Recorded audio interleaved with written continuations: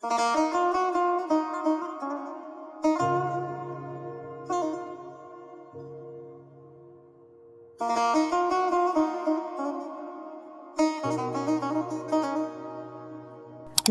و همراهان عزیز کانال صوتی یار مهربان، درود بر شما. خوش اومدید به قسمت 19 رمان عاشقانه از شمع پرس قصه به قلم آقای حسین قلی مستعان. حتما به یاد دارید که در قسمت قبل شوهر قهرمان داستانمون لباس رودروایسی و خجالت رو به قولی از تن درید و سفره دلش رو پیش شاعر عاشق باز کرد. چه ها گفت و ما چه ها شنیدیم.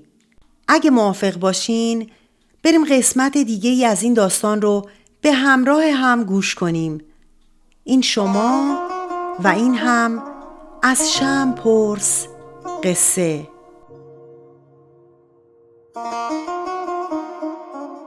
من به کنار در بزرگ بین سالن و سفره‌خانه تکیه کردم و با حرارت بسیار گفتم: عرض کردم آقا که پشت این در بودم و همه صحبتتان را، خصوصا همه حرفای این آقا را که هنوز خود را شوهر من میپندارند شنیدم. آقا توقعاتی دارند به نظر خودشان بسیار صحیح و معقول، اما به نظر من و به نظر هر فرد عادل و با انصاف حاکی از کمال بیفکری، خودپرستی و غرور. آقا قصه زندگی مرا با خودشان با آب و تاب بسیار نقل کردند. من هم میخواهم با اجازه شما که مرد شاعری هستید و مسلماً شعور و انصاف دارید، سرگذشت یک زن دیگر را با یک موجود دیگر حکایت کنم. این موجود خود را ذی حق می شمارد. برای خود شخصیت قائل است. برای خود دلی دارد و میخواهد در این عالم هر چه هست تا حدی موافق دلخواهش باشد.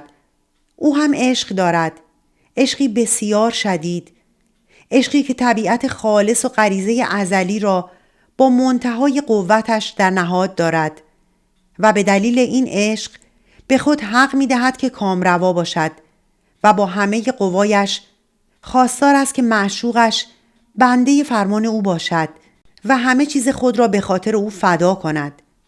شنیدنی است این حکایت آقا. من با کمال سادگی بی هیچ عبارت پردازی برای شما نقل می کنم. این یک دختر بی نهایت زیباست. یک روز یک خرس وحشی این دختر را دیده و دیوانه عشقش می شود. مدت مدیدی رنج کشیده، هر روز از دامان کوه تا خانه دختر در یک آبادی دوردست فرسنگ ها راه پیموده، خود را در خطر انداخته، اینجا و آنجا در کمین نشسته تا سرانجام توانسته این دختر را برباید. چه مشقت ها بر خود هموار کرده و چه ذلت ها کشیده تا توانسته دلدارش را به دست آورد. سپس دخترک را به سینه پرمحبتش چسبانده، پست و بلند بیابان را دوان دوان زیر پا گذاشته و معشوقه نازنین را به غارش برده، به غار تاریک هولناکش. آنجا روی بستری از نرمترین پوستها که به چنگ و دندان خود از تن نرم پوستترین حیوانات کنده درازش کرده. چند شاخه معطر گیاهان کوهستانی اطرافش ریخته. خود بر بالینش نشسته، نوازشش کرده، سرش را بوسیده و دستها و پاهایش را آنقدر عاشقانه لیسیده تا دختر مدهوش هوشش باز گرفته. بیچاره به دیدن دلباخته فداکارش یک بار دیگر فریاد زده و از هوش رفته. بار دیگر عاشق مهربان با منتهای دلسوزی به هوشش آورده. نشانش داده که در آتش عشقش می سوزد. برای او همه اسباب زندگی را آماده کرده. عسل آورده، میوه های ناب جنگلی و کوهستانی آورده. پیوسته نازش را می کشد و با زبان خود قربان صدقه‌اش می رود. دلش می خواهد که معشوقش هم مهربان باشد. سر وحشت آور او را به سینه بگیرد و دهان خون خورده و نفرت انگیزش را ببوسد. آغوش هولناکش را بپذیرد و در چشمانش نگاه عاشقانه کند. وقتی که قربان صدقه‌ای می شنود، او هم قربان صدقه برود، دست به دست دلباختش دهد و با او مثل او راه برود، مثل او نعره کند و عربده بکشد. بیچاره دخترک گاه و بیگاه سعی می کند که از این دام بلا بگریزد، اما هر دفعه که توجهی به طرف دهانه غار می کند، جانور دلباخته راهش را می بندد و می گوید نمیگذارم، نباید بروی، باید اینجا بمانی، باید با من بسازی. من هم موجودی از مخلوقات خدا هستم، جان دارم، دل دارم، عاشق تو هستم و سعادتم را به پای تو بستم و تو باید بمانی، باید گذشت کنی، تو باید مرا خوشبخت سازی. خب آقا توجه بفرمایید، اگر این خرس شما را به داوری بطلبد، وضع خود را با همه جزئیاتش و با تأثیر انگیزترین لحن شرح بدهد و مظلومیتش را به ثبوت رساند و تمنا کند که شما بین او و آن دختر حکم کنید، چه حکمی صادر خواهید کرد؟ خواهش میکنم بفرمایید آقا، من منتظر جواب شما هستم.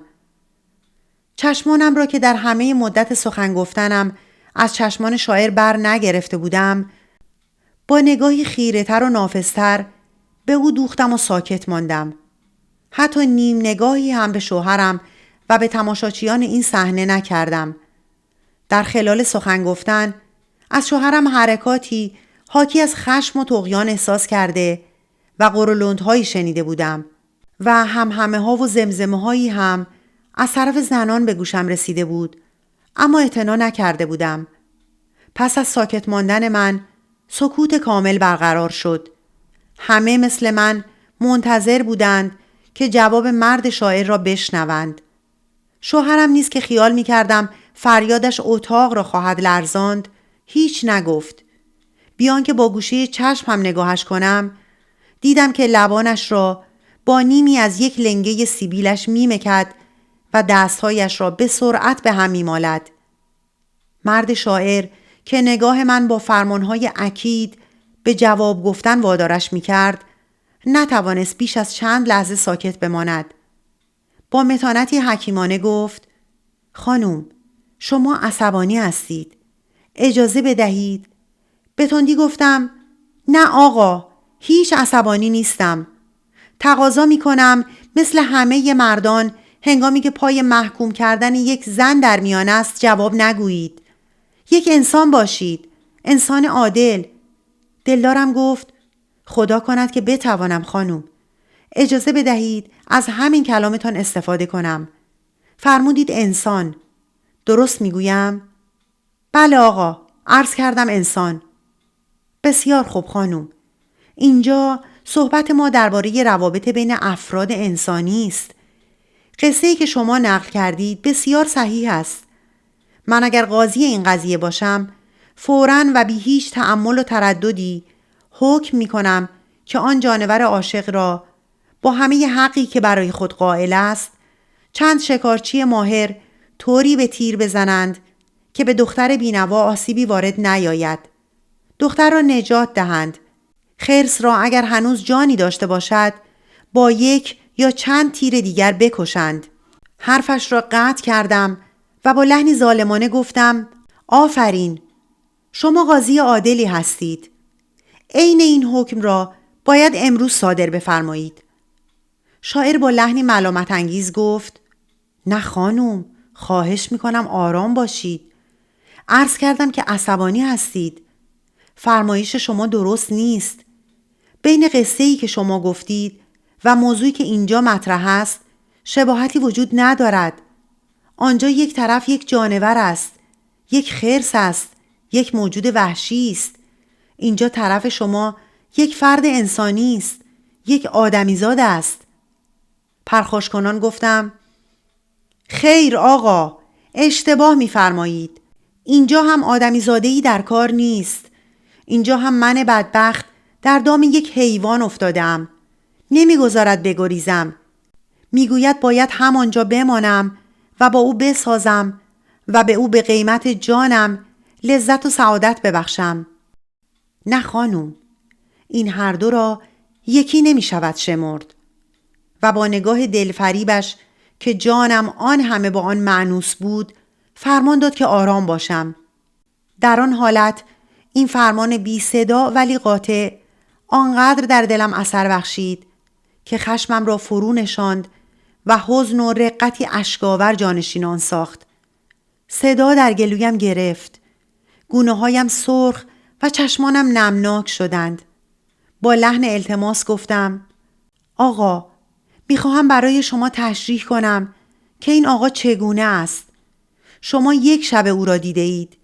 دیوانگی ها و حرکات حیوانی این مرد تا آن حدود که شما دیدید برای مرد بزرگوار و بلند همتی چون شما قابل گذشت بود. شاید من هم می توانستم با آن اندازش بسازم.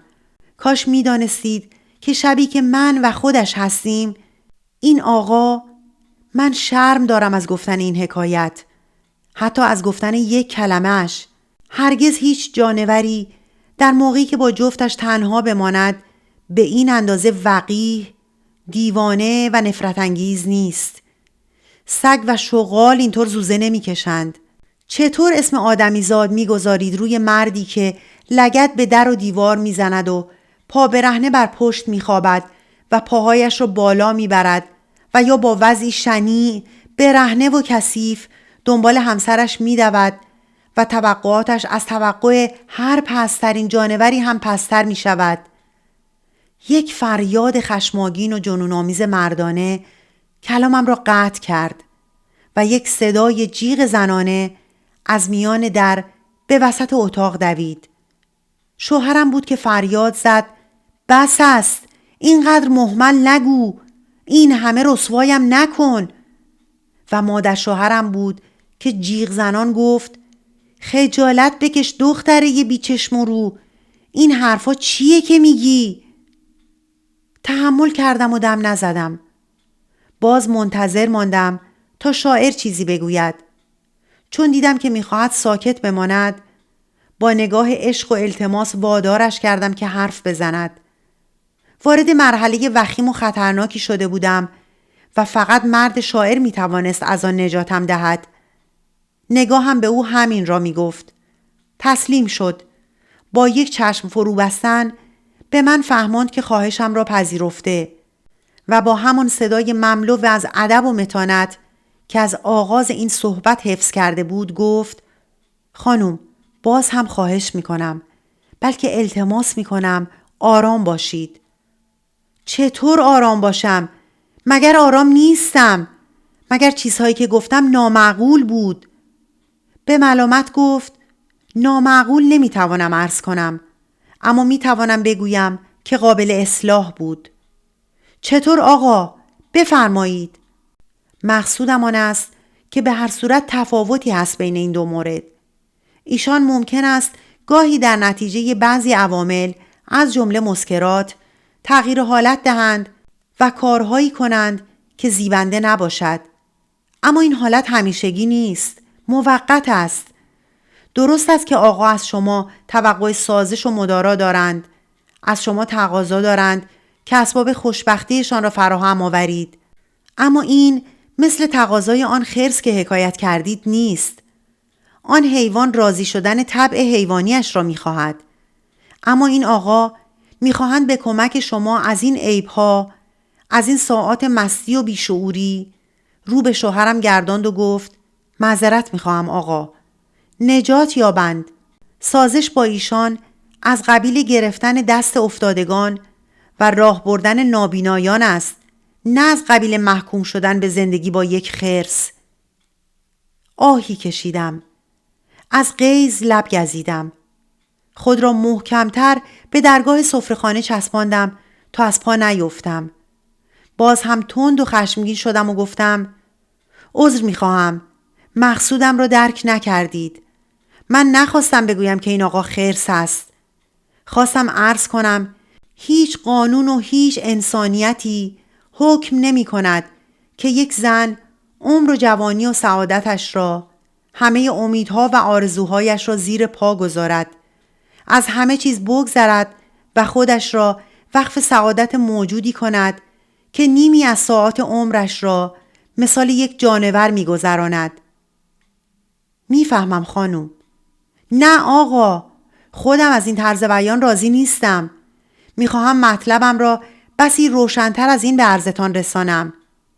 کدام ظالم حکم میکند که یک زن بیان که هیچ گناهی داشته باشد دست و پا بسته گرفتار چنین مردی شود؟ مردی سراپا گناه، آن وقت مجبور باشد با او بسازد. توجه فرمودید که خودش چه می گفت؟ فکر و ذکرش پیش از زن گرفتن، پیش از اسیر کردن من بدبخت این بوده که زنی پیدا کند و شهوات جنون آمیزش را با او فرو نشاند. آن وقت من و امثال من چه بوده ایم قبل از شوهر کردنمان؟ دخترانی ساده، محجوب، امیدوار به این که شوهری نصیبمان شود، خوب، انسان، مهربان و ما را به سعادت رساند. آن وقت آقا، شما به چه حق می توانید حکم کنید که این دختر بدبخت که در آرزوی یک سعادت آرام و شیرین شوهر کرده با مردی جانورخوی بسازد که برای دفع جنون شهوانیش زن گرفته؟ شوهرم پا بر زمین کوفت، برخاست و نشست و فریاد زنان گفت قبیح است این حرفها، مزخرف است این حرفها. اصلا نگاهش نکردم. خود را بی‌اعتنا نشان دادم. صدای مادر شوهرم نیز آمیخته با همهمه دیگر زنان شنیدم. مادر شوهرم خطاب به من می گفت وای که چه بیچشم رو این زن. و خواهر شوهرم می گفت حرف نزنید مامان، شما هیچی نگید. مرد شاعر دست راستش را بالا برد و به لحن یک اخطار دوستانه به شوهرم گفت خواهش میکنم آقا، شما ساکت باشید. چطور ساکت باشم؟ خانم از حد گذراندند. این حرفها از روی عقل نیست. میترسم که... دلدارم گفت نه آقا، نترسید. دیوانه نشدند. به شما اطمینان میدهم. در کمال عقلند. خود شما بی هیچ مناسبت موضوعهایی را به میان کشیدید که خواه و ناخواه این نتیجه را به بار آوردند. گفتم من از این نتیجه بسیار راضیم. همیشه آرزو می کردم که کسی بیاید بین من و این آقا حکم کند. کسی که عاقل و عادل و بی‌طرف باشد. شوهرم رو به من کرد و به تندی گفت اما دیوانگی شما نمیگذارد خانوم. پرحرفی شما نمیگذارد. اینها که گفتید همه ابلهانه است. شاعر باز از او خواهش کرد که ساکت بماند و من بیان که به رویش بنگرم گفتم فراموش کرده ای چیزهایی را که خودت گفتی؟ و رو به دلدارم کردم و گفتم آقای شاعر، من حرفم را پس میگیرم. قصه ای را هم که نقل کردم پس میگیرم. فرمایش شما را تصدیق میکنم که فرمودید بین آن قصه و این موضوع شباهتی نیست. آن حیوان بود و این آقا انسان و آدمیزاد. دیگر فرمایشی دارید؟ نه خانوم، ممنونم. به این ترتیب بهتر میتوانیم صحبت کنیم. آن هم نه امروز و نه اینجا. در یک موقع مناسبتر. گفتم نه آقا، هم اکنون و همینجا باید حرفمان به جایی برسد که خیال من راحت شود. این آقا هم که خواستار این صحبت بودند و قول دادند و قسم خوردند که داوری شما را قبول کنند، تکلیف خودشان را بفهمند. بسیار خوب، من حرفی ندارم. نگاهی سریع و زودگذر به در سالن که زنان جلوی آن ایستاده بودند اما در آن لحظه ساکت بودند کردم. شوهرم را نیز با همان نگاه دیدم که به خود میپیچید و خود را میخورد. سپس باز هم چشمانم را به لطف نگاه دلدارم سپردم و گفتم بله آقا، عرض کردم که حرفهایم را پس گرفتم. این آقا یک انسان هستند، همینطور که میبینید و شناخته اید، همانطور که من دیدم و شناختم. قدری توجه به خود من بفرمایید. من چه بودم؟ چه میخواستم؟ برای چه شوهر کردم؟ اصلا یک دختر برای چه شوهر میکند؟ یک زن از زندگی زناشویش چه میخواهد؟ راستی عجب دارم از شما آقا. شما به من میفرمایید که از آدمیت این آقا چیزی کسر نکنم. میفرمایید با وجود تمام احوالات ایشان اسم حیوان روی این آقا نگذارم. چیزی از ایشان کم نکنم. اما از خودم کم کنم؟ شاعر با حیرت گفت: چطور خانوم؟ کی عرض کردم که از خودتان کم کنید؟ همین است که می‌فرمایید آقا. شما مرا وقتی که در خانه پدرم بودم یا روزی که برای این آقا اقدم کردند ندیده بودید. کاش دیده بودید. به خدا قسم دختری ساده و معصوم بودم. گاه و بیگاه با کمال سادگی با خود فکر می کردم من که اینقدر زیبایم لابد یک شوهر حسابی، یک شوهر خوب نصیبم خواهد شد. شوهری که دوستم خواهد داشت و به سعادتم خواهد رساند. آیا شما را به خدا در این خیال، در این امید دخترانه چیزی است که اسم گناه یا خطا روی آن بشود گذاشت؟ یک زن مثل من چقدر در زندگیش میتواند و حق دارد که سعادت و افتخار به دست آورد و خود من در آن روز که وارد خانه این شوهر شدم چه حقها میتوانستم داشته باشم؟ و اگر در این دام مهنت نیفتاده بودم چه بسا که در سایه مزاوجت با یک مرد دیگر، یک مرد بسیار عادی، یک شاگرد مسگر، یک پینه دوز اما صاحب اخلاق انسانی و صفات مردانه به کمال مطلوبم از سعادت می رسیدم. چرا باید چنین باشد؟ چرا می گویید که من از حق و حدودی که دارم پایین بیایم؟ در لجن و زباله فرو بروم و سالهای جوانیم یکی پس از دیگری در این ذلت، در این کثافت بگذرند. برای چه؟ در چه امیدی؟ مگر من سند دادم که پایم را از خانه پدر و مادرم بردارم و در یک کانون بدبختی بگذارم؟ مگر خدا مرا خلق کرده برای هماهنگ شدن با یک دیوانه، شلنگ انداختن با یک مست، همخوابه شدن با یک خوک شرابخوار؟ چرا؟ به چه دلیل خدا مرا برای سعادت دیدن، برای داشتن یک شوهر از آدمیان، از این همه مردان سلیم مهربان با حرارت خلق نکرده باشد؟ چرا میگویید که من بشر نیستم؟ اصلا شما مردان چرا زن را از افراد بشری نمی شمارید و به او حق نمی دهید؟ آخر چرا شما مردان زن را کمتر از خودتان حساب می کنید و برای خودتان حقی بیش از او قائلید؟ چه وقت خدا که آفریدگار بشر است به شما آقایان سند رسمی داده که زن کنیز شما باشد، در راه شما گذشت و فداکاری کند؟ شما هرچه فاسد و پوسیده و گندیده و نفرت انگیز باشید با شما بسازد. اهن و طلب و اخ و توف و گند و کثافت شما را تحمل کند. اگر مهربانی کردید عرش را سیر کند، اگر نکردید سرش را زیر اندازد و دم نزند. اگر لقمه نانی به او دادید بخورد، اگر ندادید گرسنگی را با سکوت تحمل کند. شما حق داشته باشید حرف درشت بزنید اما او همیشه صدایش نرم باشد. خودتان همه جا بروید و همه کار بکنید اما او خانه نشین باشد. خودتان با دهها و صدها زن به هر عنوان که شده، از فاحشه گرفته تا صیغه و از حرام گرفته تا حلال محشور باشید و او در بستر یأس‌آلودش بسوزد و بنالد. چرا؟ این همه اجحاف چرا؟ آیا جز این است که شما این موجود را، زن را، آدمیزاد نمی دانید؟ آیا جز این است که می خواهید با حکمی که در حق من می کنید مرا و امثال مرا از مقام انسانی پایین آورید و حالان که اجازه نمی دهید به این آقا، به این حیوان واقعی و به امثال او، به همه مردانی که خود چون حیوانند و از زنشان سازش و مدارا می خواهند گفته شود که بالای چشمشان ابروست؟ نفسم تنگ شد. ساکت ماندم تا نفس تازه کنم. شاعر با استفاده از سکوت من گفت: بسیار خوب خانم، تموم شد؟ چیزهایی که می‌خواستید بگویید را گفتید؟ نگاهش به من تلقین کرد که بگویم بله. من نیز با خستگی مفرط گفتم: بله آقا، تمام شد. گفت: بسیار خوب. بسیار ممنونم و مأموریتی را که هر دو طرف به من مرحمت می‌کنید می‌پذیرم.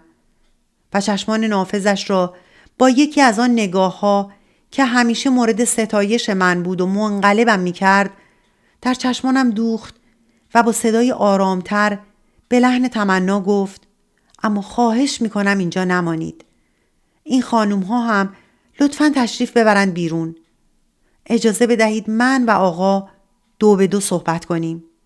نتوانستم فرمانی را که دهانش میگفت و چشمانش با شراره عشق تایید میکرد نپذیرم.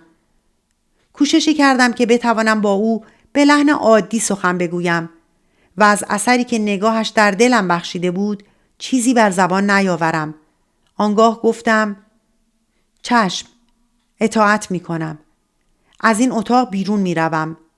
شما را با این آقا تنها میگذارم تا 2 به 2 صحبت کنید.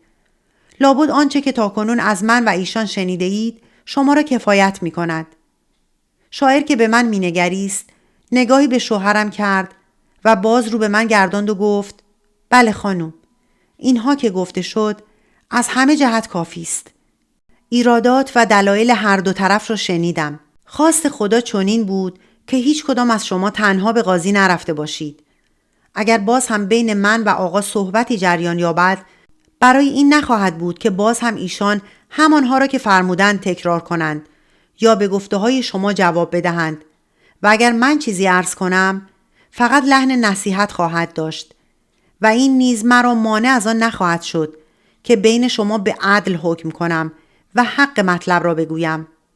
قول می دهم، باز هم قول می دهم که در اجرای این مأموریت از راه صواب منحرف نشوم. در لحنش حالت اندوه و تأسفی احساس کردم. محضا گفتم بسیار ممنونم آقا، اما پیش از آن که مرخص شوم میخواهم چند کلمه دیگر عرض کنم. اینها که میخواهم به عرضتان برسانم تکرار مطالبی که گفتم نیست. مطالب تازه‌ای است. چیزهایی است که باید به سمع مبارکتان برسد.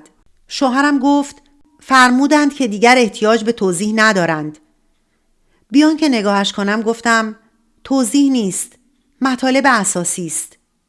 شاعر گفت خواهش میکنم بفرمایید خانم.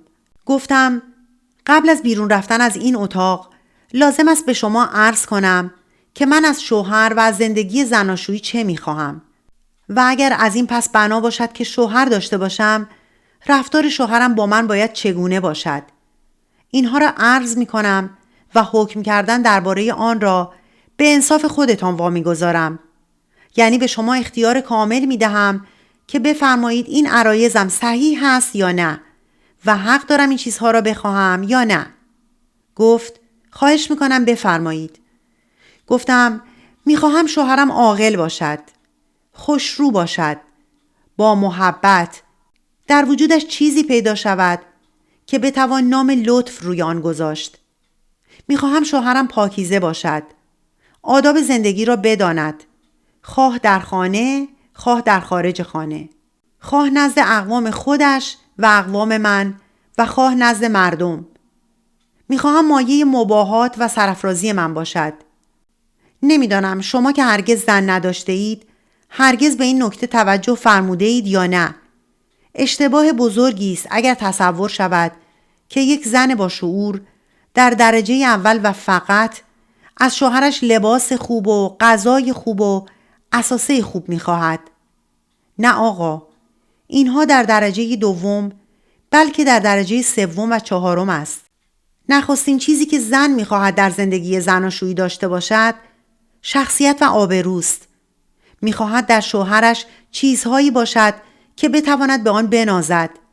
وقتی که با زنان همسالش نشست بتواند به وجود شوهرش مباهات کند.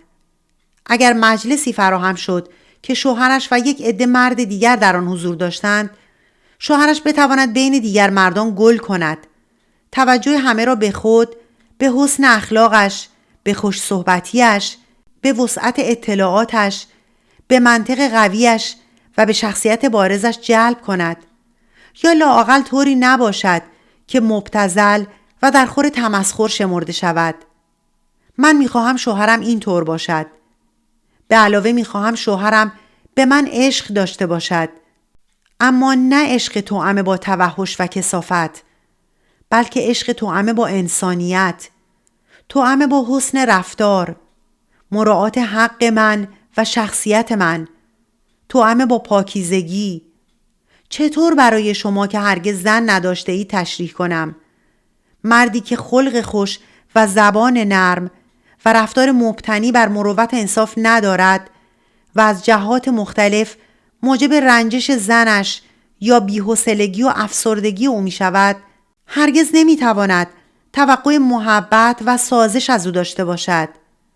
چون این زنی، چون این شوهری را به چشم بیزاری نگاه می کند. از او بعدش می آید. نشستن با او، خوابیدن با او و هر نوع تماس و نزدیکی با او را از هر عذاب و شکنجه سخت‌تر می شمارد. وقتی که شوهرش می خواهد برای دفع هوس خود و راضی کردن غرایز خود در آغوشش گیرد، به نظر آن زن می رسد که مردش می خواهد سراپایش را به کثافت و نجاست آلوده سازد. معذرت می خواهم که اینقدر بی پرده و زشت حرف می زنم. رنجی که در زندگی زناشوییم برده‌ام اینطور آسی و بی‌پروا و ضعیفم کرده. نمی توانم خودم را کنترل کنم و آنچه را که بر زبانم آید نگویم. دلم می خواهد شوهری داشته باشم که ساعات روزش را به کار و فعالیت بگذراند.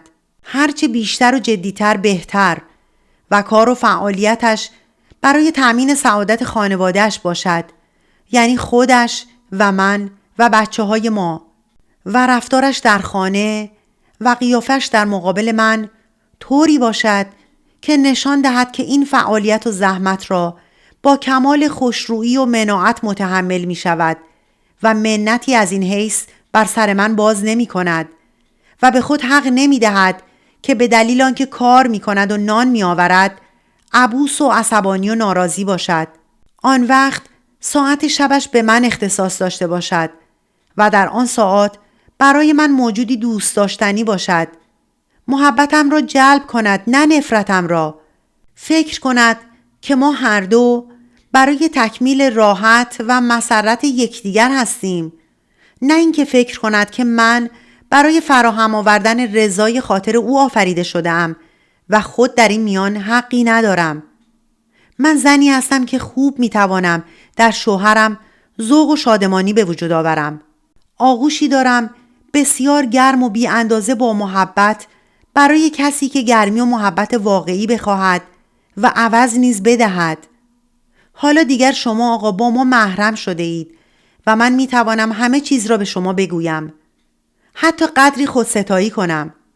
اما خواهش میکنم اگر ملاحظه فرمودید که گزاف میگویم، توی دهانم بزنید و بفرمایید که تا گفتم را اصلاح کنم. من زن هستم، دل دارم، دلی زنانه، روح دارم، روحی که احساس می کند و می فهمد و حق خود را می خواهد. آدمیزاد هستم. در وجود من هم یک عشق هست که تمناهای مشروعش را دارد و اگر وادارش کنند که از این تمناها چشم بپوشد، مثل این است که محکوم به مرگش کرده باشند. شما آقا یا هرگز زن نگیرید یا اگر گرفتید این چیزها را به حساب آورید. خودتان را آدمتر، ذی‌حق‌تر و بزرگتر از زنتان نشمارید. به دلتان مراجعه کنید و ببینید از زندگی چه می‌طلبد، چه می‌خواهد باشد، چه حوایجی دارد، خوش دارد که با او چگونه رفتار شود. آن وقت دلی دیگر عیناً مثل دل خودتان کنار آن گذارید. به عهده گیرید که بین آن دل و دل خودتان فرقی قائل نشوید. آن دل زنتان است. هیچ دلیلی ندارد که مرد به خاطر دلخواه‌های غرورآمیز خودش دل زنش را پایمال کند. بزرگترین ظلم که از نخستین قرون تمدن تا امروز مردان مرتکب شده‌اند و هنوز هم می‌شوند، همین است که زن را ناقص و خود را کامل می‌شمارند و به دلیل این کمال موهوم و این نقص تحمیلی و بی اساس درباره خود و زنشان حکم واحد نمی کنند. من آقا چون این شوهری نمیخواهم زیر دست مرد ذلیل و حقیر باشم. نمیخواهم شوهرم، مردی که میخواهد با من زندگی کند، کج خلقی هایش را، بی همتی هایش را، مستی و عربده‌جویی و حرکات وحشیانش را به من تحمیل کند و مثل این آقا به خود حق دهد و توقع داشته باشد که من با این عوالم نفرت آور و وحشت انگیز بسازم. من عشق می‌خواهم، تساوی می‌خواهم، آرامش می‌خواهم، پاکیزگی می‌خواهم. من تا امروز آقا هیچ نفهمیدم که معنی دلخوش بودن و راضی بودن از زندگی چیست. توقع گزاف و نامتناسب نداشتم. آرزویم این بوده که انس و آرامش و صفایی در زندگیم داشته باشم و هرگز نداشتم.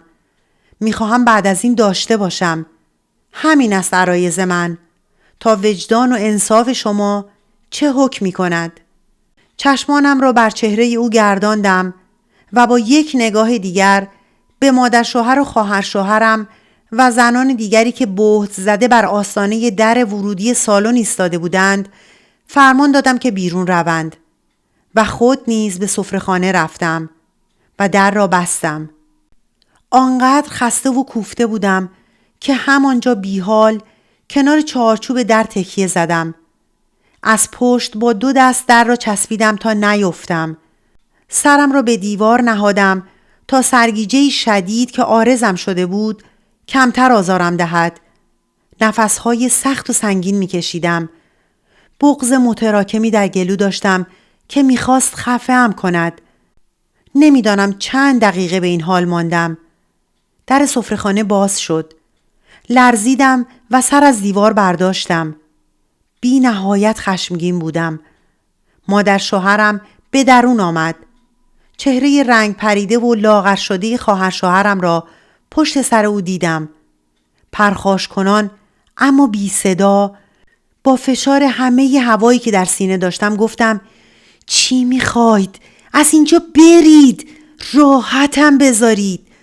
مادر شوهرم جلوتر آمد و با لحنی ملامت آمیز اما ملایم گفت آخه دختر جون چرا اینطوری میکنی؟ این چه رسوایی بود که بار آوردی؟ مشتهایم را گره کردم و با همان صدا گفتم برید بیرون وگرنه مشتامو توی سرم میکوبم. فریاد میزنم، سر و پا برهنه به کوچه میرم.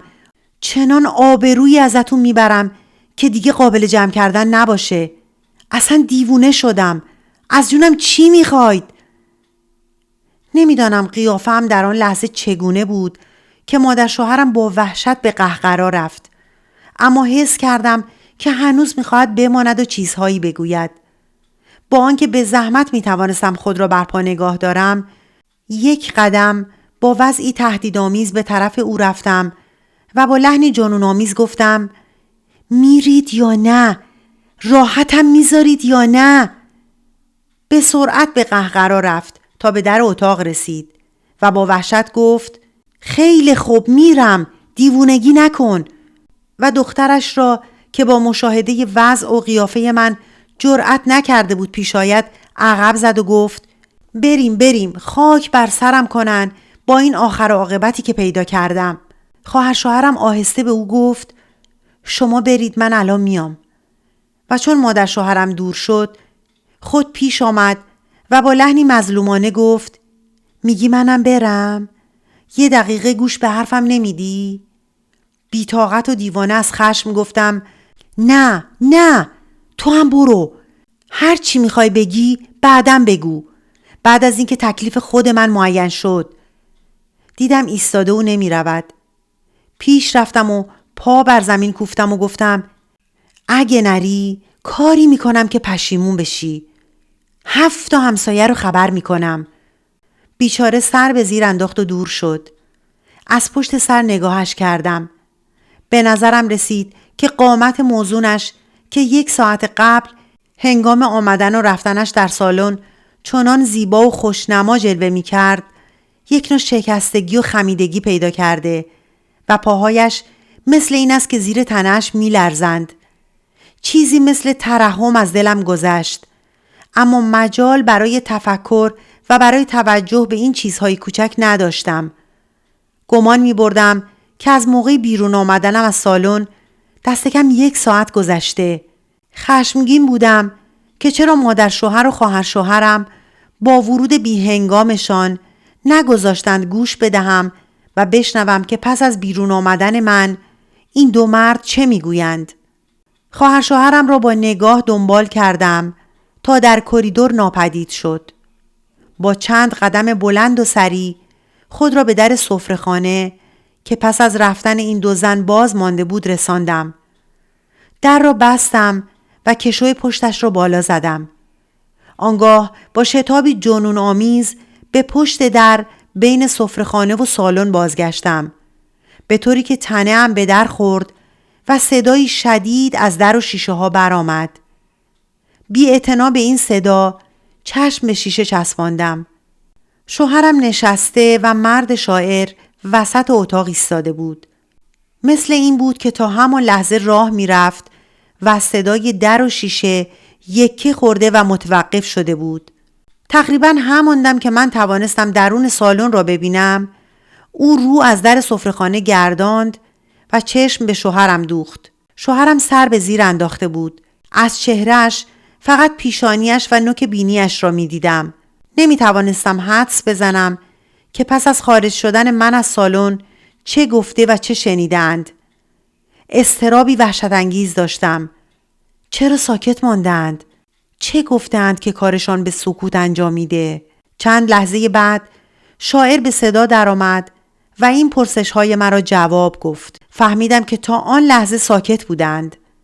شوهرم چیزی نگفته و مرد شاعر این دقایق را به قدم زدن در سالن و تفکر گذرانده است. تازه ایستاده بود و می‌خواست مهیای حرف زدن شود. با صدایی که گرفتگی و خستگی یک سکوت طولانی در آن احساس می‌شد، گفت: خب آقا، چه می‌فرمایید؟ شوهرم با حرکتی قهرآلود سر برداشت. چهرش تیره و نگاهش ملامتبار بود. چهره یک فرد رنج دیده بود. نگاهی تند به دلدارم کرد و گفت: منتظرم تا ببینم جناب عالی چه می‌فرمایید. شاعر نشست و با لحن یک مرد خیرخواه سلیم النفس گفت: بنده خیال می‌کنم که مطلب فوق‌العاده‌ای برای گفتن نداشته باشم. چیزهایی که تصمیم داشتم پس از تشریف بردن خانوم عرض کنم تقریباً همان چیزهایی بود که خانوم فرمودند. اگر تفاوتی باشد فقط در لحن بیان است. میخواستم همین مطالب را با لحن دوستی که اندرز میگوید به عرضتان برسانم. حالا دیگر خیال نمی کنم که این تکرار و تایید لازم باشد. شوهرم با صدای گزنده گفت: شما همه این چیزها را باور کردید؟ مرد شاعر با لحن ملامت‌آمیز گفت: منتظر شنیدن چنین پاسخی از شما نبودم. چیزهایی که گفته شد قابل انکار نبود. نه شما دروغ و گزاف فرمودید و نه ایشان. چیزی نبود که دروغ بتواند در آن راه یابد. شما هر دو روحیات و تمایلات و توقعاتتان را شرح دادید. شما فرمودید که می‌خواهید زنتان چطور باشد. ایشان هم گفتند که شوهر مطلوبشان باید چگونه باشد. شما میگویید که زنتان باید فلان رویه را در قبال شما داشته باشد و ندارد. ایشان انکار نکردند. نگفتند که روششان در شوهرداری غیر از آن است که شما فرمودید. فقط گفتند که میخواهند شوهرشان همانطور که تشریح کردند باشد. آیا شما مدعی هستید که همینطورید؟ شوهرم با یک نوع استیصال گفت: نمیدانم آقا، نمیدانم. تصدیق میفرمایید که اینطور جواب گفتن عاقلانه و مردانه نیست؟ چطور باید جواب بدم حضرت آقا که شما راضی شوید؟ به رضای من کار نداشته باشید. طوری جواب مرحمت بفرمایید که موافق عقل و انصاف باشد. یعنی بگویم حق با ایشان است و من انسان نیستم و مهمل میگویم. نه آقا، این موضوع از دو حال نمیتواند خارج باشد. شما تقریبا در حضور زنتان به دلیل آنکه پشت در بودند و همه چیز را شنیدند با تفصیل تمام و با کمال حرارت و با لحنی که تصدیق میکنم در بنده هم اثر بخشید توقعاتتان را شرح دادید. ایشان آمدند و با کمال صراحت فرمودند که نمیتوانند با شما آنطور زندگی کنند و استدلال هم کردند. بعد ایشان هم با تفصیل و با ذکر همه جزئیات، حتی با قدری پرده‌دری و بی‌پروایی، توضیح دادند که از شوهرشان هر کس که می‌خواهد باشد چه توقعی دارند. این مطلب فقط 2 جواب دارد. 2 جواب مغایر که شما فقط می‌توانید یکی از آن 2 را بگویید. یا مثل خانومتان بفرمایید که نمی‌توانید آنطور که خانومتان می‌خواهد زندگی کنید و توقعات ایشان را برآورید، یا آنکه بگویید که می‌توانید و همانطور زندگی خواهید کرد و برای این زن رنج دیده و محروم شوهری خواهید شد از همه جهت موافق میل او. شوهرم با لحن تمسخر و استهزا گفت: صحیح، پس شما کاملا تحت تاثیر فرمایشات ایشان قرار گرفته و به همین زودی رأیتان را صادر کرده اید. می‌فرمایید ایشان کاملا حق دارند و من باید سر به زیر اندازم و تسلیم سلیقه و میل ایشان شوم. شاعر یک لحظه ساکت ماند تا اثر نامطلوب این کلام شوهرم را از دل بزداید. آنگاه با کمال متانت اما با لحنی که به طور عجیبی حزن‌آلود بود گفت: احساس می‌کنم آقا که شما بدبین شده اید. خیال می‌کنید که من خدای ناخواسته ممکن است ناحقی را حق شمارم یا حقی را ناحق جلوه دهم. اگر چنین است اشتباه می‌فرمایید آقا. به حقیقت قسم یاد می‌کنم که اگر رأی اظهار کنم خالی از هر گونه شایبه غرض یا حق کشی خواهد بود. شوهرم گفت: قبول می‌کنم آقا. قولتان را میپذیرم، اما سعی کنید در این مسئله یک قاضی خشک و دلسخت نباشید و همه چیز را خصوصا خدا را در نظر بگیرید. خدا را کاملا در نظر میگیرم. زنده نمانم آن روز که در کوچکترین اعمال زندگیم خدا را از نظر دور دارم. شاید از این جهت رنج هم میبرم، اما این رنج را تحمل میکنم. من در بیانات این زن به این نکته پی بردم که به طور کلی در اجتماع ما در حق زن بسیار غفلت و کوتاهی و حق کشی شده. شوهرم به اعتراض گفت: چه می‌فرمایید آقا؟ زن در اجتماع امروز ما حکم یک شیطان، حکم یک افریته، حکم یک جابر مطلق را پیدا کرده. دست تسلط و خداوندی بر سر مرد گذاشته. نه فقط از حدود یک زن بلکه از حدود انسانیت هم تجاوز کرده.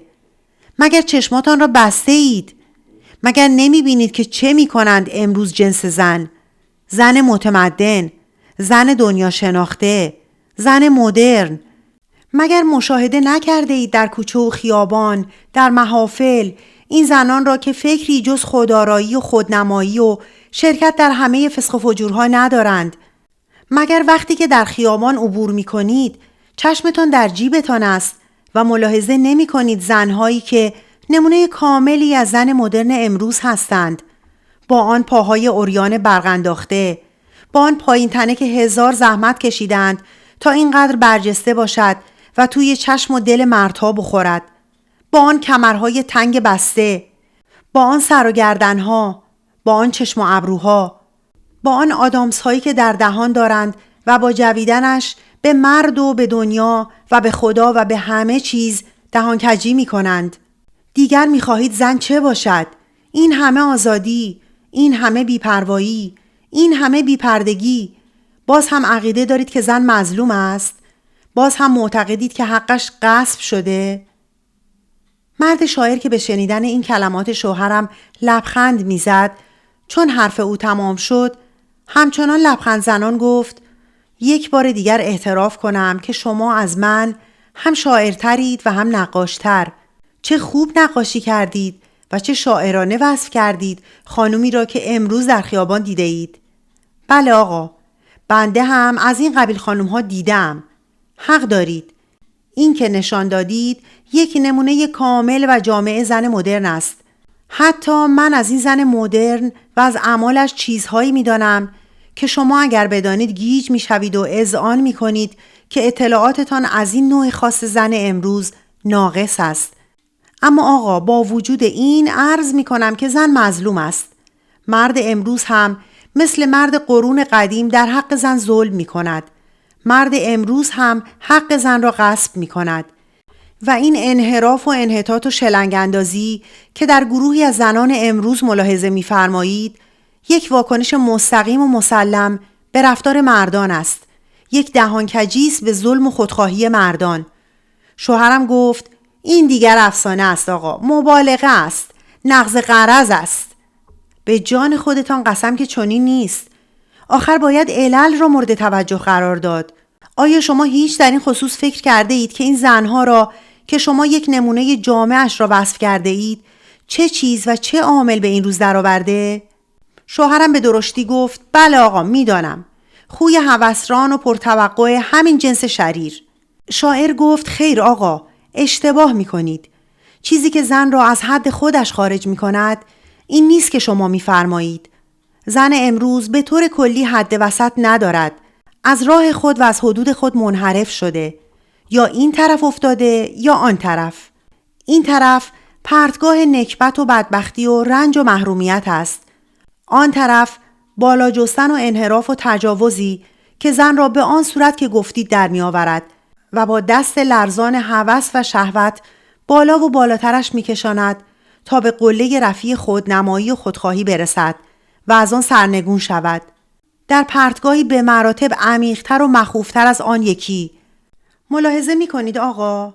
این هر دو دسته را دست مرد، ظلم مرد و خودپرستی مرد به این روز می اندازد و به این راه ها می راند. شوهرم شانه بالا انداخت و گفت حرف عجیبی است. شاعر گفت به عکس آقا، حرف بسیار ساده است. زنی از قبیل زن شما که گرفتار شوهری چون شما شده و این شوهر از او توقع دارد که شبها با مستیش، با اعمال ناپسند و با زشتی‌ها و کثافتکاری‌هایش بسازد، زنی از قبیل زن شما که شوهرش تشخیص نمی‌دهد که این توقع زن را یا ذلیل و یا عاصی می‌کند، چون این زنی یا بدبخت و محروم و مفلوک می‌ماند و در ذلت و رنج جان می‌دهد و یا پشت پا به زندگی زناشویی و به صلاح و تقوا و به همه چیز می‌زند. می‌رود تا حق و آزادی و اختیار به دست آورد و حقش را و آزادی و اختیارش را در چنین وضع که تشریح کردی تصور می‌کند. شوهرم که از چند لحظه به این طرف لبانش را می‌گزید زیر لب گفت درست است و پس از چند لحظه سکوت سر برداشت و با صدای گرفته گفت بعد از همه این حرف‌ها رأی شما چیست آقا؟ ما هر دو شما را به عنوان یک قاضی عادل پذیرفته ایم. بگویید که تکلیفمان چیست؟ شاعر که چشم به او داشت ولی مثل این بود که غوطه‌وری در تفکر و تخیل دید چشمانش را سلب کرده، سری تکان داد و شاید به این وسیله به شوهرم فهماند که مشغول فکر کردن است و او باید قدری منتظر بماند تا این تفکر به نتیجه قاطع برسد. این انتظار نزدیک به 1 دقیقه طول کشید. پس از آن شاعر تکانی به خود داد. آماده سخن گفتن شد. نگاهش نفوذ و دقت خود را باز گرفت. شوهرم فهمید که باید گوش فرا دهد. شاعر با لحن دلپذیرش که مثل لحن یک قاضی با ایمان و بیگذشت هنگام صدور حکم بود گفت آقا اشکالی در میان است. اشکالی بسیار بزرگ. مشکلی که مرا از اظهارات یک رأی قاطع باز می دارد. شوهرم با حیرت گفت چه اشکالی آقا؟ گمان نمی کنم اشکالی در میان باشد.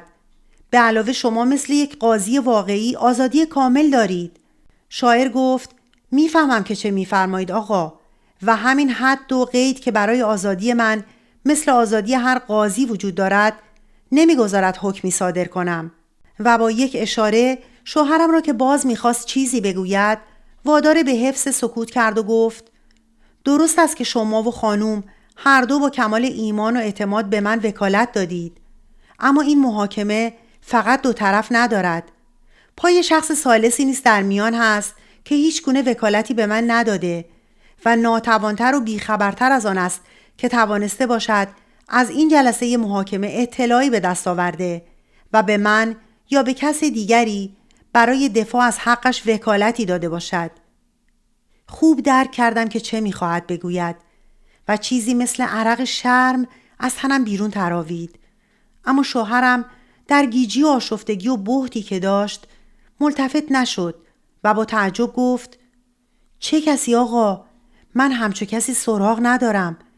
شاید اشتباه می‌فرمایید یا موضوع دیگری در میان هست که من از آن بیخبرم. شاعر لبخندی تلخ و حزن‌آلود زد و گفت خیر آقا، اشتباه نکردم. شما این شخص سوم را خوب میشناسید. منتها از احوالش غفلت داشته اید. همچنان که خانومتان نیز به غفلت از یادش برده و هر دو فراموش کرده اید که او نیز در این میان حقی دارد. شاید حتی به مراتب بزرگتر از حق شما و خانومتان. شوهرم به تندی گفت چه میگویید آقا؟ من همچو کسی را نمیشناسم. کیست این آدم؟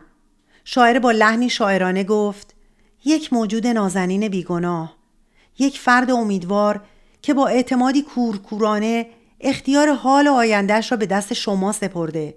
و یک لحظه ساکت ماند و با نگاهی عمیق شوهرم را نگریست. آنگاه گفت شناختید آقا؟ یادتان نیامد؟ این بچه شماست. شما و خانمتان اینجا آمده اید و چنان غوطه‌ور در خویشید و آنقدر خودتان را می‌خواهید که اصلاً به یاد نمی‌آورید چنان موجودی هم در عالم هست و چنین نسبتی با شما و چنین سهم بزرگی در حیات شما دارد. شوهرم در مدتی که شاعر این کلمات را بیان کرد چند دفعه دست به پیشانی برد و چون کلام شاعر به پایان رسید آهی کشید و با لحنی نشاندار از رنج و پریشانی گفت راست میگویید آقا، او هم هست و فراموش شدنی نیست. البته حق با شماست. در این ساعت که در خدمت شما بودم کاملا از یادش برده بودم و یقین دارم که مادرش هم هنگامی که با آن همه جوش و خروش از خود حرف میزد به یادش نمی آورد. اما خدا گواه است که در این مدت که اختلاف بین من و خانومم وجود دارد بارها به او گفتم که قدری هم به فکر این بچه باشد و کاری نکند که برای این طفل معصوم بدبختی و عذابی به وجود آید. شاعر به تندی و با یک نوع بی‌حوصلگی در جواب شوهرم گفت این کافی نیست آقا. این که شما درباره بچه میگویید نیز مثل همه حرفای دیگرتان یک طرفه است. چطور آقا؟ آنچه که من درباره بچه به خانمم گفتم عین مطلبی است که شما میفرمایید، با قدری تفاوت، بلکه با تفاوت بسیار. من اگر میگویم به هر دویتان میگویم، اما شما فقط به زنتان میگویید. فقط از او میخواهید که جانب بچه را هم مراعات کند. خیال میکنید که خودتان در قبال بچه‌تان هیچ وظیفه‌ای ندارید. آقای عزیز، این نکته را گوش کنید و از یاد نبرید. همه خردمندان و علما و راهنمایان اخلاقی بشر این نکته را گفتند که آدمی وقتی که صاحب فرزند می شود دوران خودش در واقع تمام شده و دوران بچهش رسیده. نمیدانم توجه می فرمایید یا نه. مقصود آن نیست که مرد یا زنی که بچه دار شدند باید چشم از همه چیز بپوشند، دست از همه کار بردارند، بلکه مقصود آن است که همه اعمال و همه امیالشان را با مراعات مصلحت حال و آینده فرزندشان توأم سازند. پیش از آن همه چیز را فقط برای خود می‌خواستند. حالا دیگر باید همه چیز را برای بچه‌شان هم بخواهند. حساب کنند که آینده تعلق به این کوچولو دارد و برای این آینده آماده‌اش سازند. پدر و مادر در این امر هر دو به یک اندازه سهم دارند. حواستون کجاست آقا؟ در خانه یک مرد منحرف، یک مرد بیفکر، یک مرد بی‌اعتنا به سعادت خانواده، فقط زن نیست که اعتراض می کند و به مرد می گوید مستی نکن، یار قماربازان و باده‌نوشان نباش، به خانه بیا، مهربان و غمخوار و صمیمی بیا. فقط زن خانه نیست که این را می گوید، بلکه بچه‌های کوچک نیز هستند. حتی آن کودک بی‌زبان و بیگناه که در قنداق است نیز همینها را می‌خواهد. به راه دورتر نرویم آقا. از خود شما بگوییم. شما چون شب در میرسد شیشه‌های عرق را در شکمتان خالی می‌کنید. در آن موقع می‌خواهید زنی دلپذیر داشته باشید که عیش و شهوترانی حیوانیتان را آنچنان که دلخواهتان است تأمین کند. آیا در آن ساعات هیچ به یادتان می‌آید که در یک گوشه اتاقتان کودکتان در گهواره است؟ نه. آیا دروغ میگویم؟ از روی وجدان جواب بگویید. شوهرم که رنگش پریده، رعشه بر سراپایش افتاده بود و دمادم دستمال به بینی و به چشم می برد تا آبی را که از آنها جاری بود پاک کند، آهی کشید و زیر لب گفت خیر آقا، درست است. شاعر گفت یقین دارم که راست است. اگر یک دفعه توجه می داشتید مسلماً این وضع را تکرار نمی کردید. مسلماً یک بار دیگر اختیار عقل و هستی خود و خانواده تان را به دست الکل نمی سپردید. چگونه می تواند اسباب خوشبختی و سرفرازی یک خانواده باشد مردی که هر شبش را مثل شما در مستی به سر می برد؟ آقای عزیز، شما که مرد خردمندی هستید و روزها بین مردم جلوه‌ای چنان خوب دارید، چطور تا کنون به این نکته توجه نکردید که شهوت وسیله و اسباب است، نه هدف و غایت؟ شهوت به خاطر زن گرفتن به وجود آمده، نه زن گرفتن به خاطر شهوت. اکنون شما یک بچه دارید آقا. این بچه پدر و مادری دارد که به وجودش آورده‌اند و باید برای زندگی آماده‌اش سازند.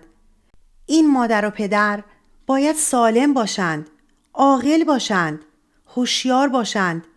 بگویید ببینم آقا، آیا شما این صفات را دارید در آن موقع که دود مستی و شهوت عقلتان را تیره می کند و به قول خودتان شلنگ می اندازید و وحشیگری می کنید و می خواهید که زنتان هم با شما کاملا هماهنگ باشد؟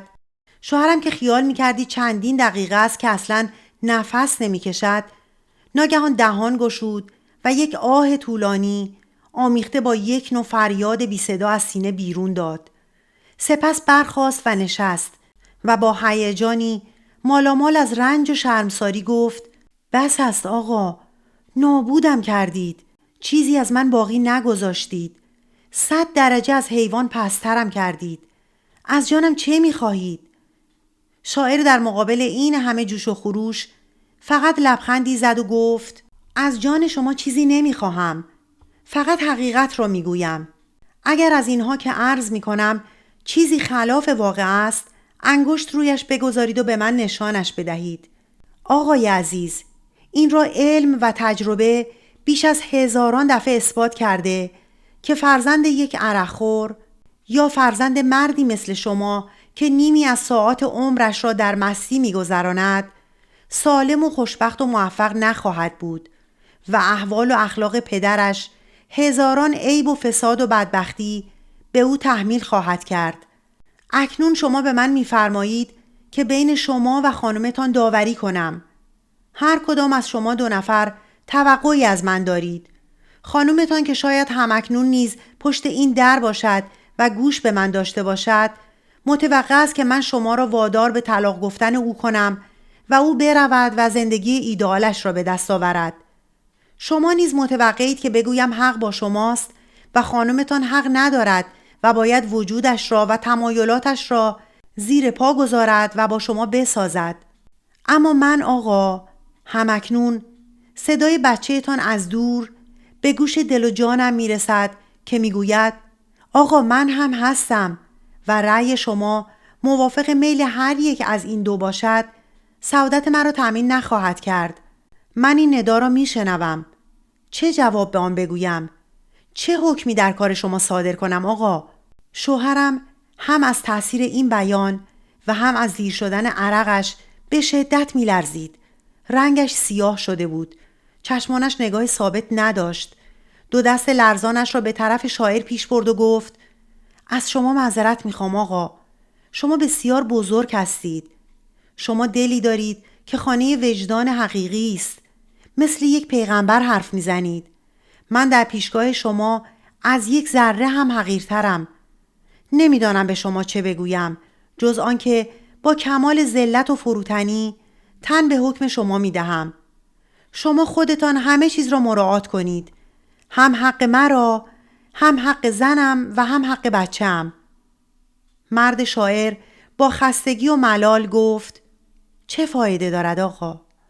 من آنچه که باید بگویم ضمن همین کلمات که شنیدید گفتم. عجیب است که باز هم تکلیف زندگیتان را از من جویا می‌شوید. دیگر چه بگویم؟ اینها همه تکرار مطالبی است که گفتم. حرف همان یکی است. اولاد، اولاد. عرق خوردن شما از لحاظ جسم خودتان خطایی است که نسبت به خود مرتکب می‌شوید. آزاری است که بر خود وارد می آورید. اما از لحاظ زن و فرزندتان گناهی است نابخشودنی، زیرا که شما برای آن هستید که بچه‌تان را پرورش دهید و مرد اجتماعش بسازید، نه برای آن که عیش خودتان را تکمیل کنید. و خانه شما برای آن است که او در آن رشد کند، نه برای آن که شما در آن مستی و هرزگی و بی‌پروایی کنید. شما صاحب این خانه نیستید آقا. صاحب این خانه فرزند شماست. شوهرم از جا برخاست و برخاستنش چنان غیر طبیعی بود که شاعر چنان که گفتی ترسیده است تکانی خورد و خود را جمع کرد. اما شوهرم به طرف او نرفت. در اتاق با قدم‌های لرزان به راه افتاد. مثل این بود که تب کرده. هم خشمگین بود هم شرمنده. جلوی پنجره‌ای که مشرف به حیاط بود رفت و بازش کرد. از پشت سر می دیدمش. اما پیدا بود که هوای بیرون را با حرص فرو می برد. مثل اینکه هوای درون سالن غیر قابل تنفس شده بود. من نیز حالتی چون حالت او داشتم. قلبم فشرده می شد. گفته های شاعر مانند شوهرم سرکوفته و شرمنده‌ام کرده بود. همه این چیزها را خطاب به ما هر دو گفته بود و به یک اندازه از لحاظ خودخواهی و غفلتمان سرزنشمان کرده بود. از طرف دیگر جایی برای عشق من و آرزوهایم باقی نگذاشته بود. به صراحت گفته بود که من برای فرزندم هستم و حق ندارم خارج از مصلحت حال و آینده او توقع و تمنایی داشته باشم. دیگر چه می توانستم به این مرد بگویم؟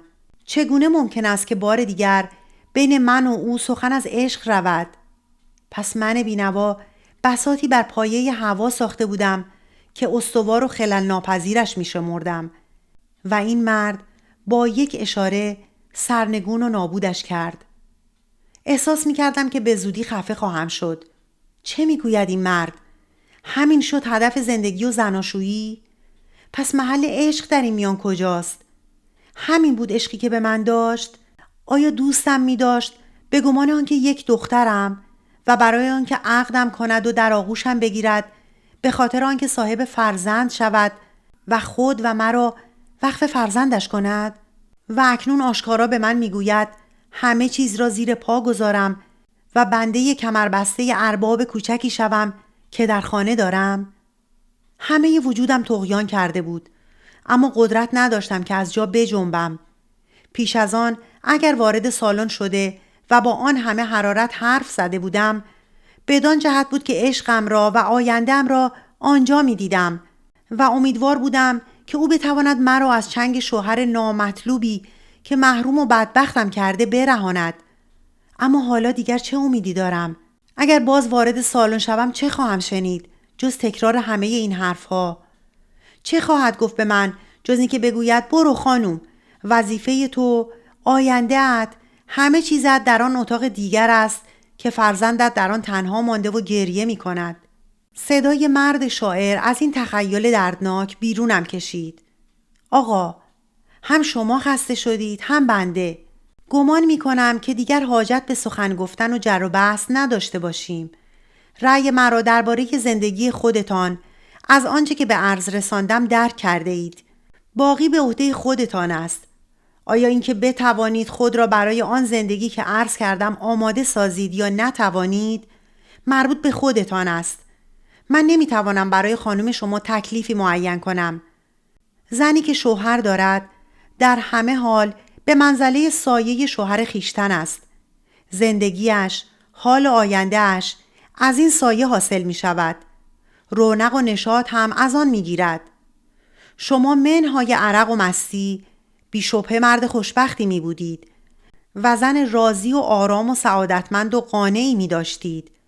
همین زن که دارید با همه زیبایی دهشت‌انگیزش شما را کمال مطلوب خود و هدف آمال خود می شمرد و موردی پیش نمی آید که من بین او و شما قرار گیرم و هر دو از من خواستار داوری بین خود شوید. شوهرم همچنان که جلوی پنجره ایستاده بود پشت به طرف حیاط گرداند. رو به او کرده گوش فرا داده بود و دم بر نمی آورد. شاعر بیان که کلام خود را قطع کند می گفت حالا هم دیر نشده آقا. مبارزه کنید.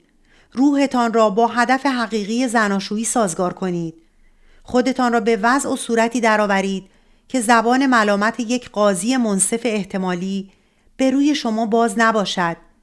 در این صورت گمان می کنم که دیگر اصولاً محتاج به آن نباشید که کسی بین شما و خانمتان داوری کند. حالا دیگر اجازه بدهید من مرخص شوم. به شوهرم نزدیک شد و دستش را به طرف او دراز کرد. شوهرم هاج و واج مانده بود. دستش را حرکت نداده بود. در چشمان شاعر نگاه می کرد و در نگاهش اثر حیرتی جنون‌آمیز احساس می شد. چند لحظه شاعر را که دستش همچنان برای دست دادن خداحافظی دراز بود نگریست.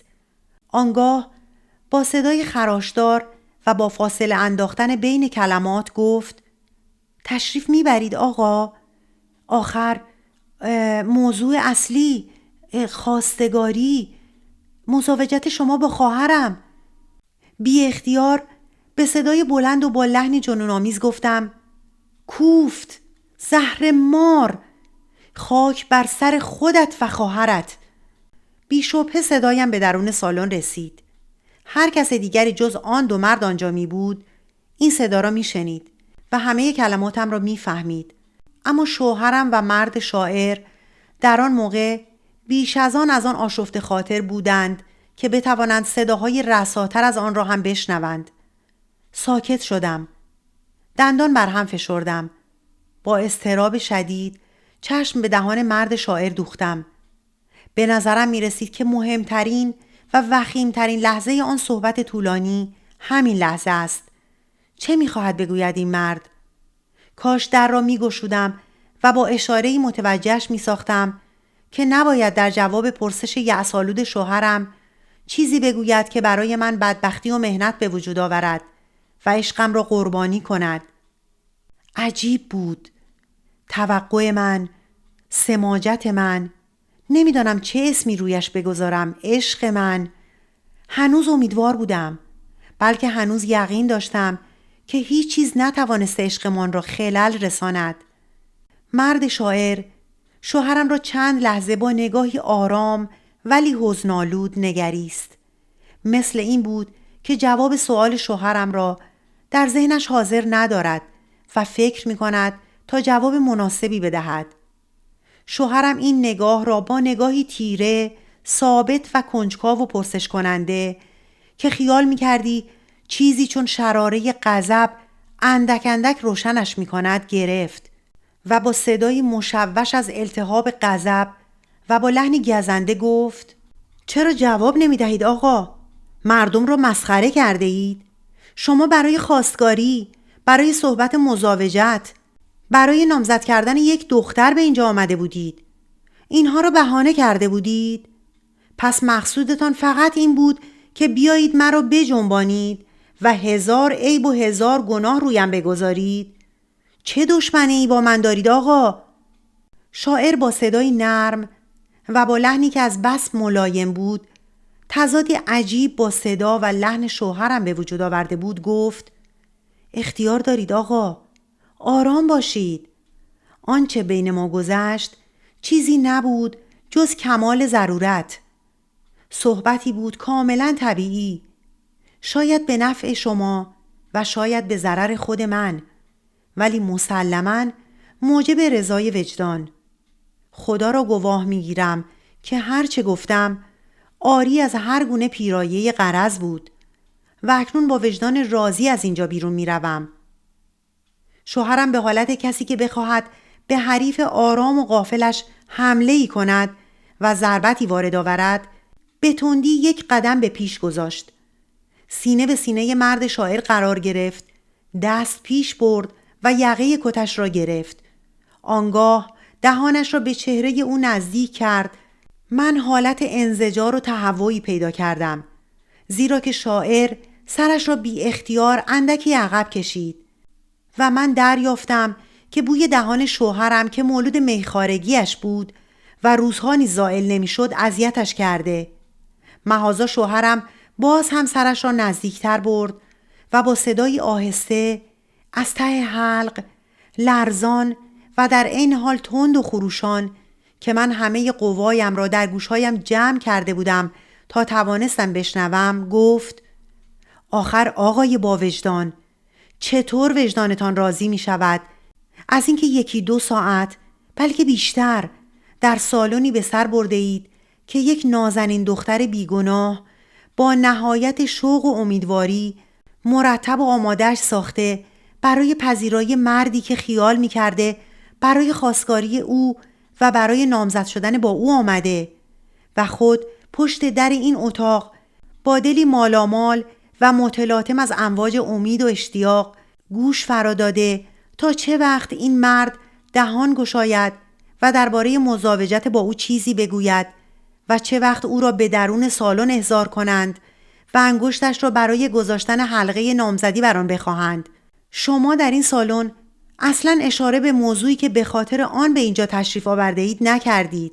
فقط یک بساط محاکمه در آن فراهم آوردید که هیچ مربوط به اصل موضوع نبوده و اکنون می‌خواهید تشریف ببرید بی آنکه لااقل با یک کلمه یا یک اشاره یادآور شوید که چنان مطلبی هم در میان بوده. فکر نمی کنید که پس از رفتن شما آن دختر بیچاره که هیچ گناهی جز دوست داشتن شما نداشته و شما باعث شده اید که دوستتان بدارد چه وضعی خواهد داشت؟ نگاه‌های استهزاآمیز خویشان و بیگانگان را چگونه تحمل خواهد کرد؟ و اگر از غیظ ناله برآورد یا از غصه اشک بریزد، آیا شما این ناله و این اشک را هم به حساب رضای وجدانتان خواهید گذاشت و امشب در بسترتان آسوده خواهید خفت و اصلاً به خاطرتان خطور نخواهد کرد که یک دختری مثل خواهر من، سراپا زیبایی و شایستگی و خوبی تا حد کمال مطلوب، از رنج به خود بپیچد و بالشش را از اشک چشم خیس کند؟ هرگز اتفاق نیفتاده بود که شوهرم با لحنی چنین مؤثر سخن بگوید. تأثیر کلامش مرا از شدت خشم و نفرت دیوانه کرد و در شاعر چنان اثر بخشید که وی بیان که کوششی برای بیرون آوردن یقه کتش از چنگ شوهرم کند، بر یک صندلی نشست و دست شوهرم خواه و ناخواه از گریبانش دور شد. برای آرام کردن شوهرم هیچ چیز امکان نداشت از این ژست او مؤثرتر باشد. نشستن ناگهانی شاعر در موقعی که برای خداحافظی گفتن و رفتن برخاسته بود، غیظ شوهرم را فوراً فرو نشاند و جای آن را به یک نوع حیرت داد. مرد شاعر یک لحظه پس از نشستن گفت: بسیار متاسفم آقا که نمیتوانم بعضی مطالب را به عرض شما برسانم. شوهرم با حیرت و با لحنی که تا حدی هراس‌آلود به نظر می رسید گفت: چه مطلبی آقا؟ مگر باز هم چیزهایی هست که من نمیدانم؟ خیر آقا، اطمینان داشته باشید این مطالب مربوط به خود من است. چیزهایی است که فعلا نمیتوانم به اطلاع شما برسانم و شاید بعدها هم هرگز نتوانم. شوهرم باز تند شد و با کمال بی‌حوصلگی گفت: بهانه‌جویی نکنید آقا. برای معذور داشتن عمل ناروایتان دستاویزهای بیهوده و بهانه‌های ملا نصرالدینی نسازید. اصل مطلب همان است که من میدانم. به طرف دلدارم خم شد. صدایش را پایین آورد و آهسته ولی با لحنی که هم خشم در آن احساس میشد و هم اثری از ذلت و حقارت داشت گفت: بله آقا، من میدانم شما علاقه‌مند بودید که با خواهر من مزاوجت کنید، اما طبعی سختگیر و بهانه‌جو دارید. به نظرتان رسید که وقتی که با یک دختر مزاوجت می‌کنید مجبور خواهید بود که با برادرش نیز محشور و مانوس باشید و این برادر دائم در زندگی شما و زنتان وارد خواهد بود و از عیوب و بدیهای خود در زندگی مشترک شما اثرهای مزاحمی خواهد گذاشت. آن همه اصرار ورزیدید تا مرا وادار به بیان حقایقی کردید.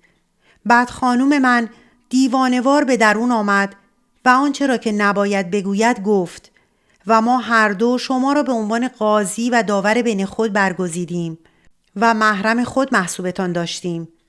اما شما در خلال این محاکمه عجیب به حساب خودتان رسیدگی کردید و دیدید که با دختری که برادری مثل من دارد، هر قدر خود آن دختر خوب باشد، نخواهید توانست آنطور که دلتان می‌خواهد زندگی کنید.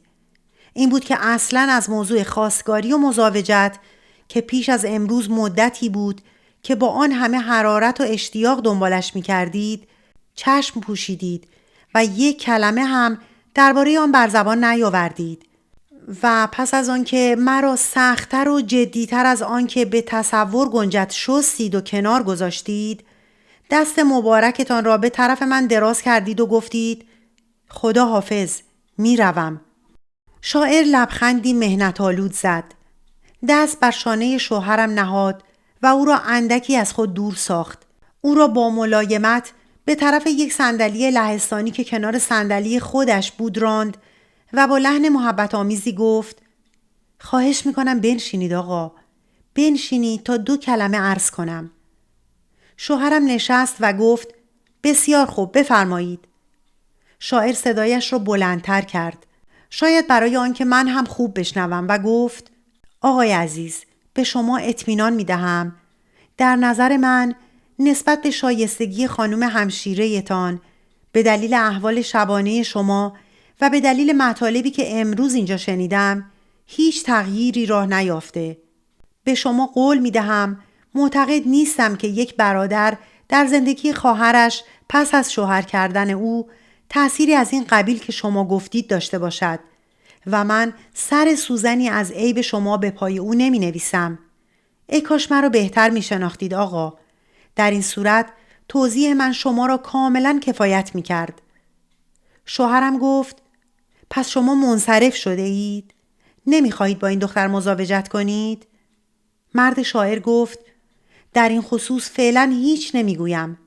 نمی توانم چیزی بگویم. این را هم باید عرض کنم که بنده امروز خدمت شما صرفاً به این نظر نرسیده بودم که موضوع مزاوجت با خانم همشیره‌تان را مطرح کنم. به عنوان یک ملاقات، یک بازدید آمده بودم. پس از اصل موضوع هیچ گونه انحرافی حاصل نشده. من به همان دلیل که شاعرم به قضا و قدر، به قسمت و به رزق مقدر معتقدم و نمونه‌های بزرگ و عجیبی از بازی‌های آن دیدم. خواهش میکنم از من نخواهید که امروز در این خصوص چیزی بگویم. شاید بعدها باز فرصتی پیش آید و بتوانم در این باره با تفصیل بیشتری با شما صحبت کنم. این مطالب را به این جهت عرض کردم که خانم همشیره‌تان ملول نباشند و ضمناً مجال بیشتری برای فکر کردن درباره من داشته باشند. و باز از جا برخاست و گفت حالا دیگر مرخصم بفرمایید آقا. شوهرم نیز برخاست. بهت زده رو در روی او ایستاد و گفت خب پس میفرمایید من در جواب توضیحاتی که مادر و خواهرم از من خواهند خواست چه بگویم؟ بگویید که صحبت اینطور پیش آمد و مجال برای صحبت‌های دیگر نماند. شوهرم سری تکان داد و یک لحظه گوشه لب فوقانیش را زیر دندان گرفت و گفت بسیار خوب آقا، بفرمایید. مثل این است که من وضع مضحکی پیدا کردم. مثل یک دلال با شما چانه میزنم. هر طور که دلخواه خودتان است رفتار کنید. جا ندارد که من مجبورتان کنم. و پس از یک لحظه تأمل گفت از این بگذریم. بالاخره نتیجه داوری شما بین من و خانومم همان شد که گفتید. دلدارم با خستگی گفت بله آقا، عرض کردم. این به دست خودتان است. شما با رفتاری که داشته اید خانومتان را رنجانده و او را از خود گریزانده اید. حالا هم باید خودتان با تغییر روش زندگیتان این پرنده ظریف و آزاردیده را سوی خود بازگردانید. کوشش کنید آقا. جدیت کنید. مبارزه کنید. شاید بتوانید. اگر توانستید فنعم المطلوب و اگر نتوانستید این نکته عاری از شبهه و تردید را به خاطر آورید که یک زن را که به 1001 دلیل نمیتواند یا نمیخواهد با یک مرد زندگی کند نمیتوان مجبور کرد. نمیتوان او را از همه چیزهایی که حقش است محروم ساخت و همه چیزهایی را که موجب نفرتش است به او تحمیل کرد. همچنان که عرض کردم نه شما از من متوقع باشید که خانومتان را با صدور یک حکم ناگزیر از زندگی کردن شما با همین وضع کنم که دارید و نه خانومتان از من توقع داشته باشند. بنشینید و بچه‌تان را میان خودتان بگذارید و دو به دو راجع به آینده تصمیمی بگیرید که سهم فرزندتان نیز در آن محفوظ باشد و سرنوشت او نیز در آن ملحوظ افتد. و سلام. بنده دیگر عرضی ندارم و مرخص می شوم. باز دستش را به طرف شوهرم دراز کرد. سرش را زیر انداخته بود. بر پیشانیش 2-3 قطره درشت عرق میان 1-2 چین عجیب که من تا آن لحظه بر پیشانیش ندیده بودم و مثل این بود که همان روز یا حتی همان دم پدیدار شده برق میزد و در این حال چهره‌ای حیرت انگیز پیدا کرده بود که از وجود یک رنج جانکاه، یک درد طاقت فرسا در دلش حکایت می کرد.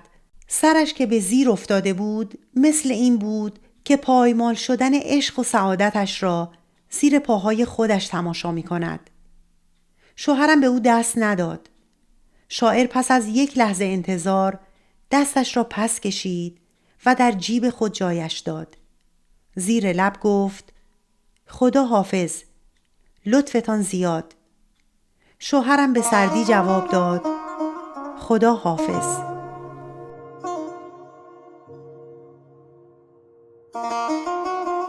دوستان عزیز، به پایان قسمت 19 رسیدیم.